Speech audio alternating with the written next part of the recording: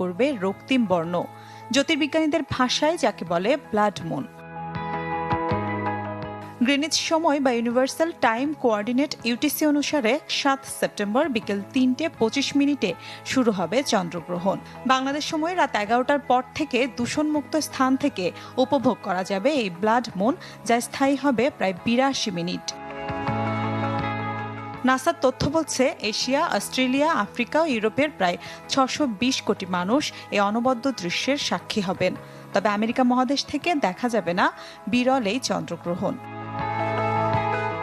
সূর্য চাঁদের মাঝখানে পৃথিবী এক সরল রেখায় চলে এলে পৃথিবীর ছায়া চাঁদের উপর পড়ে, আর তখনই হয় চন্দ্রগ্রহণ। এ সময় সূর্য থেকে চাঁদে পৌঁছানো একমাত্র আলো পৃথিবীর বায়ুমণ্ডলের মধ্য দিয়ে প্রসারিত হয়, যার ফলে পৃথিবীর মানুষ চাঁদের লালচে বা রক্তিম চেহারা দেখতে পান। সবশেষ চলতি বছর মার্চে পূর্ণ চন্দ্রগ্রহণের সাক্ষী হয়েছিল বিশ্ব। মিলা খন্দকার, চ্যানেল 24।